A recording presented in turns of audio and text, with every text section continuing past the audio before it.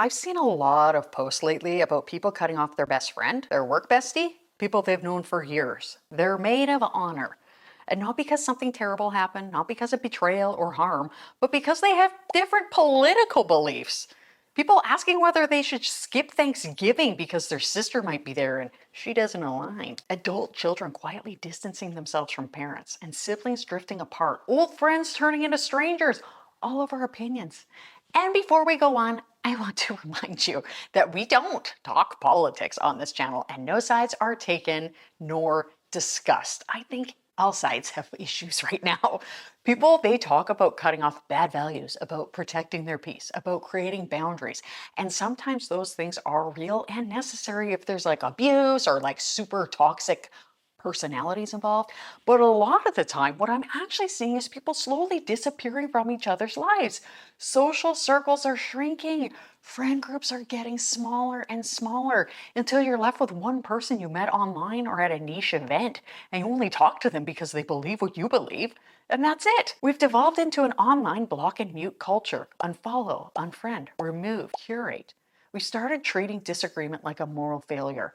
Not you see things differently than me, but you are a bad person. Not we don't agree, but you are dangerous to be around. And before we go on, I just want to say this isn't about any specific issue or side, because I know I'm going to end up with people saying that in the comments. It's about the pattern of what this is doing to human relationships, because something subtle has shifted. We have started using the word values and morals in very specific ways.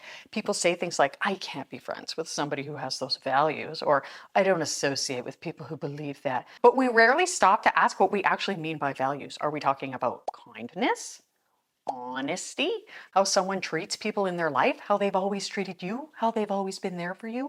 Or are we talking about their opinions on incredibly complex systems and topics that most of us only understand through headlines, algorithms like Instagram, and emotional content? This is where it gets uncomfortable. I don't know about you, but I am literally wrong about at least one thing every single day, probably more. And in this day and age, we are actually less and less clear about what is happening in reality.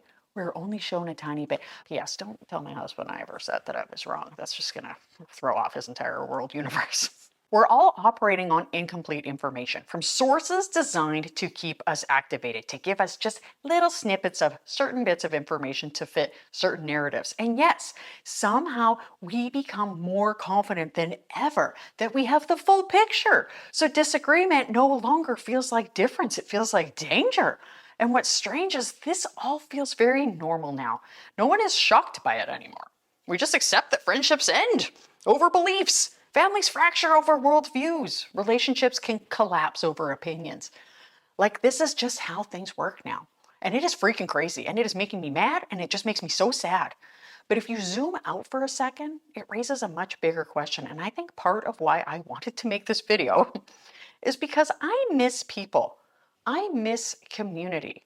I miss the feeling that we're all trying to live together in the same world together. When did difference become such a big thing that we treat as a threat? And here's the part no one really ever talks about. Human beings are not built for global society, which we have now.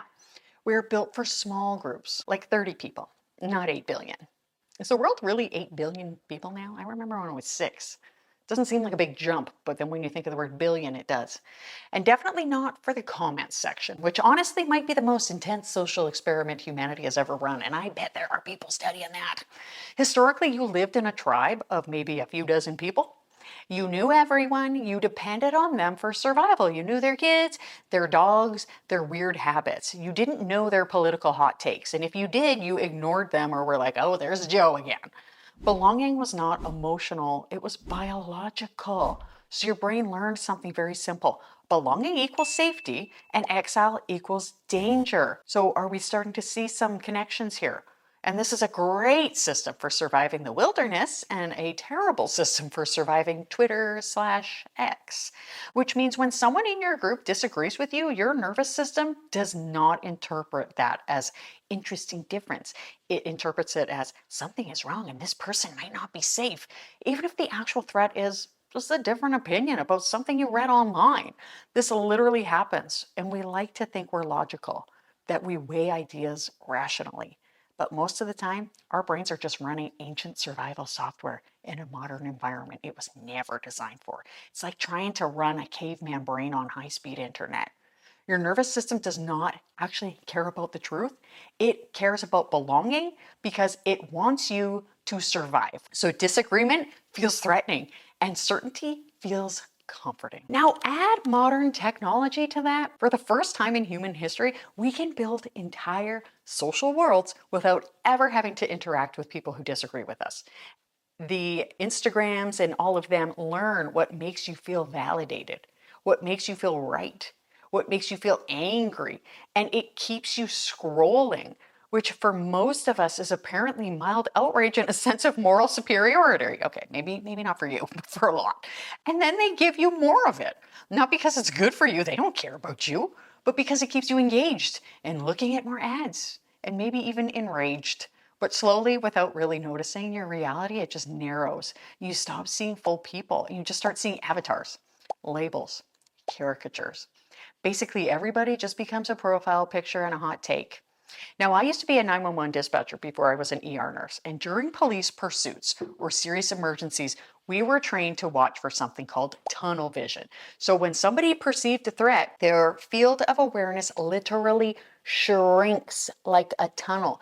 They become hyper focused on one thing and they lose awareness of everything that is happening around them. And not because they're stupid, but because their nervous system is in survival mode. We were designed to be like, focus on the threat. And honestly, this feels so familiar right now because online, we are all a little bit in tunnel vision, locked in our own feeds, our own narratives. No other narratives. We only care about the one social issue we care about. We're not paying attention to anything else. Our own version of reality. The other side becomes an abstract concept, not a person with a family and a nervous system and a life. Not like a friend, not somebody who others care about, just an idea, a symbol, a threat.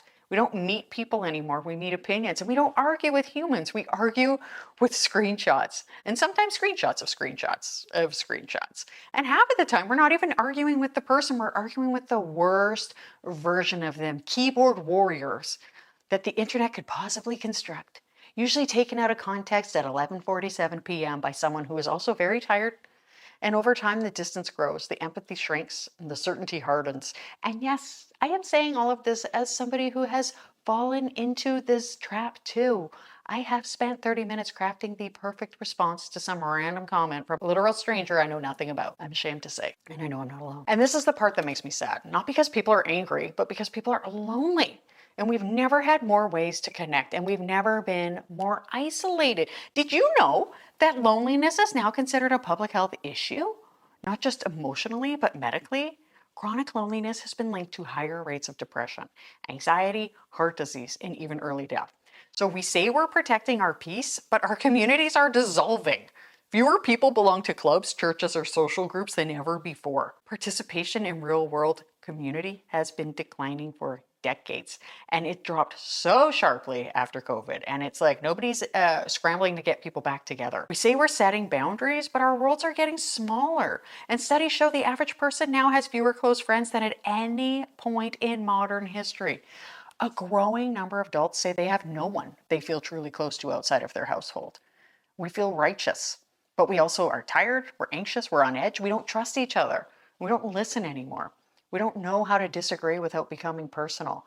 And the strange thing is, most people are not malicious. The average percentage of people who are truly evil, truly cruel, truly dangerous, it's gotta be so tiny. Most people, they care so deeply.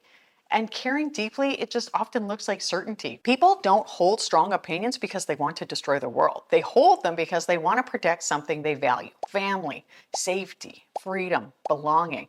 The motivations are usually good. The outcomes are not always good. So here's the uncomfortable part. Have you ever been wrong? I already told you that I was, and remember, we're not telling my husband, and I won't tell yours. Of course you've been wrong. Everyone has. And I can barely remember what I walked into the kitchen for. But somehow I'm certain I fully understand global reality. So why do we assume that everyone who disagrees with us must be acting in bad faith? Maybe they know something we don't know. Maybe I know something they don't know. Who knows? Why do we assume they're stupid or evil or beyond redemption? Why do we believe we have the full picture when most of what we see is filtered, curated, and emotionally charged and heavily biased? We're all operating on incomplete information from sources designed to keep us activated. And yet we treat our own perspective like it's the final objective truth, like only we know, and if only they would just understand. And it's not just that we're flawed. The systems feeding us information, they're flawed. We place enormous trust in our sources, but most of us, what we see is rushed, incomplete, and shaped by incentives we never see. And that should not be trusted.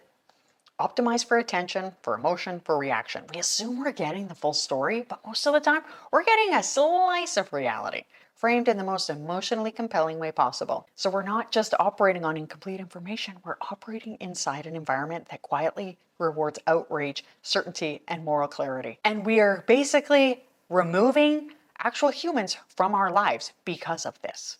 And this is where us versus them becomes seductive. It becomes powerful. It feels clarifying, morally clean. It gives you a simple story, good people and bad people, right side and wrong side, us and them. But physiologically, it does something so specific. It just simplifies the world. It reduces complexity and it makes you feel safe. But the price of that safety is dehumanization. And once someone becomes them, you no longer have to listen. We no longer have to be curious. We don't have to care. We don't have to hold nuance. We don't have to tolerate discomfort. We don't have to sit with uncertainty. And the more we do this, the easier it becomes to justify isolation, to cut people off, to disappear from each other's lives, to live in the echo chamber that never challenges us. We trade connection for certainty and wonder why we feel empty. Now, I don't think we are divided because people are evil and that they don't care. They just see things differently. They're scared of being wrong, of being judged, of losing belonging, scared of discomfort, which, to be fair, is basically the full human experience. And I'm not speaking for you, but maybe I am. And when our nervous systems get activated, our emotions spike. Our reptile brain gets all jacked up on cortisol and caffeine. I'm not saying there's anything wrong with caffeine, but we don't actually become more thoughtful. We become more reactive. So instead of learning to stay in the room with people we love, people we care about, people who matter to us, we learn how to leave. We unfriend, we mute, we block, we quietly disappear, sometimes from people we've known for years. And yes, I have unfollowed people probably shouldn't have. Maybe I'll go follow them again. Humans don't thrive in ideological safety. We thrive in rational complexity, which is annoying. Sure, it's inconvenient, it's deeply unoptimized, but it's also kind of less lazy to spend time around people who don't just agree with you. You have to think. But it's also where growth happens. We need people who challenge us. Our groups are complex. They shouldn't just be all the same people who agree with us. Take people as the full package. People who see the world differently. People who hold up mirrors we didn't ask for. And not because they're right, but because they remind us we're not the center of reality. And this is not about forcing agreement. It's not about abandoning your values. It's not about tolerating harm. It's about remembering how to be human around difference. So I have started asking myself, because I myself, again, I said I'm not getting into politics, but of course I have my own beliefs. So I ask myself, am I listening or am I just waiting to reply? Am I actually listening, taking in what they're saying? Am I curious or am I just certain? Am I seeking understanding or validation? And I don't always like the response that I have to answer myself. So it's about choosing community over comfort sometimes, staying in relationships that feel awkward. And again, just so people don't come at me in the comments, I'm not talking about abusive people. Having conversations that don't end neatly, that's okay. Spending more time with real people. Less time in comment sections, for goodness sakes. More time in rooms with actual walls, like real walls. Less time in feeds, which I know is a radical suggestion in 2026 because echo chambers, they feel safe. I'm not saying don't ever. I'm just saying go outside sometimes, but they slowly starve you of perspective. A healthy life isn't one where everyone agrees with you. It's one where you're surrounded by people and still able to belong without erasing difference. And I mentioned how we get all amped up about a lot of things. And I made a video about that recently because we just are starting to, it's getting unhealthy. And there are so many great things that we can do. And I hope that this has not been upsetting to people, but I really just, my heart breaks for where we are right now with just how much we're fighting each other, and I just don't think we should. So I really hope, even if you don't agree with me, that something great happens for you today. Please like and subscribe. So many people are watching and they're not subscribed. And thank you so much for watching, and I'll see you next time. Bye.